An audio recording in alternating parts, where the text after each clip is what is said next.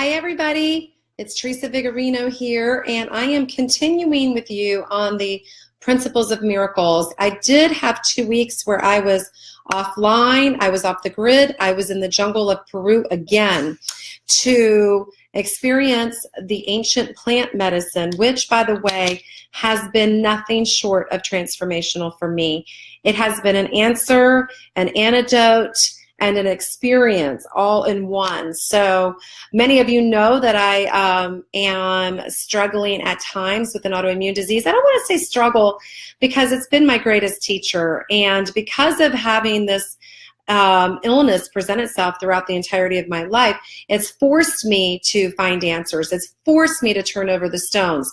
So I want to, encourage whoever's going through any type of challenge, be it a body challenge, a mind challenge, a financial challenge, a relationship challenge, whatever that is, to know that you can reframe it and flip it on its head and recognize them as great teachers in your life. Even your past experiences, if you've had, tumultuous relationships or experiences in your life, know that every experience you have is an opportunity to grow, to expand, and to polish yourself and your soul. So it's not about what happens to us, it's about how we handle it, right? So, and we come to a point where we no longer live our life by default programming. We live our life by the mind of God, which is the miraculous. So until we have the awareness that we will keep reproducing patterns in our life, our mind will overrule every intention that we have until we develop a new mind, meaning a new mind as the mind of God, the mind of the miraculous. Let me shut that off. And I want to read a few of them since I have been behind to give you something to think about. And then I'm going to pop in here all Easter weekend long. This is Holy Week. This is an important time to renew. It's not just about spring and Easter eggs and candy. It's about renewal of life. It's about life eternal. It's about the transcending of our deepest and darkest fears, which is death, and realizing there's only life after life. And when you live your life that way, you become fearless. And that's one thing that doing the plant medicine Peru has taught me, is to be even more fearless than I've been ever before. And so with that, I'm going to go into, again, with the Course in Miracles. And I'm reading to you in chapter 1, the meaning of miracles. And we are in number 8. And number 8 principle says, miracles are healing because they supply a lack. Of course, when we want something, when we're asking for a miracle of something, it's because we don't have it yet, right? Whether that's more money, a better job, a better relationship, we're coming from there. We need a supply of something that's not existent in our life as of yet. They are performed by those who temporarily have more, for those who temporarily have less. So I talked about this last time. It was just worth repeating, which is we also become miracle makers in the lives of our own and the lives of others. It's a very powerful way to view yourself, that you are a miracle maker for somebody else. And through 35 years of spiritual seeking and studying since I was, actually more than that now, just celebrated my 49th birthday. I've been talking to God since I was about 3 or 4 years old. What I have come to learn, and my big lesson in Peru, under this very intense medicine that makes me feel very sick, but it's because it's such a deep cleanse. When I put love into action is actually when my suffering ended.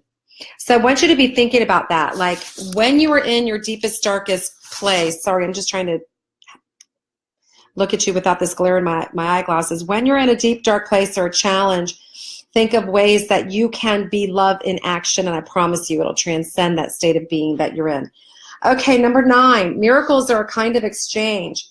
Like all expressions of love, which are always miraculous in the true sense, the exchange reverses the physical laws.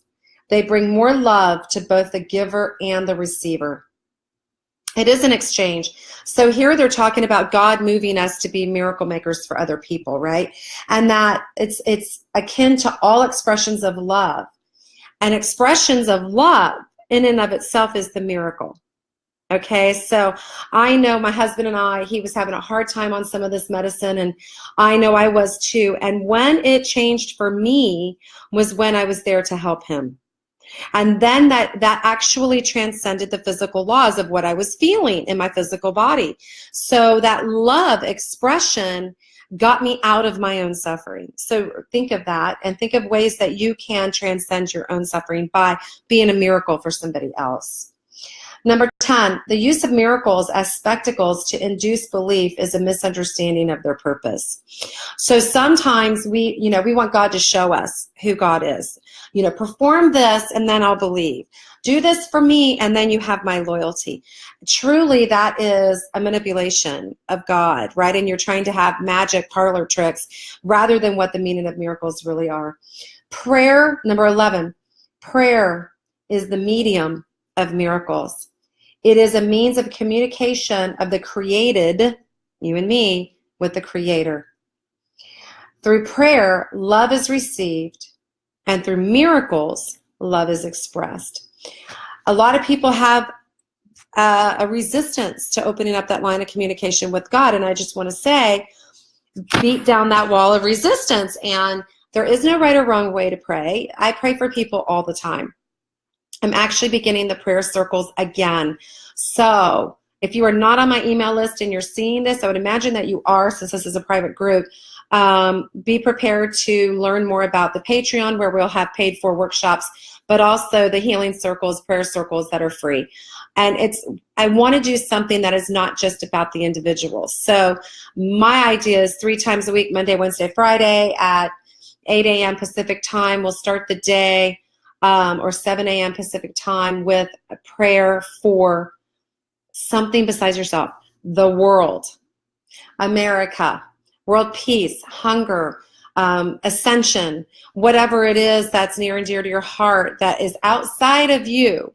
We are going to pray that, and we're going to up-level the vibration of the planet. And that is something. And as you're praying for others and for the benefit of others, remember, you're becoming the miracle. So what does that do? That opens up your vibration for receiving. So it is a circle. As we give, we have to give first. It happens through us, not to us. And as we give that of which we want to receive, we give that first. We open up to that vibration of receiving it in our lives. So this is the night of the Last Supper. I hope that you will be thinking, if you're Christian or not, about what Jesus' words were about, this is my body, this is my blood. And if you are a Christian, renew your faith in whatever spiritual beliefs you have. Renew your communication through prayer with the miraculous. And it could be just saying, thank you that I'm alive, for life is but a free gift. If you want prayer for yourself, reach out to me. I'm happy to do that. I'm a prayer warrior.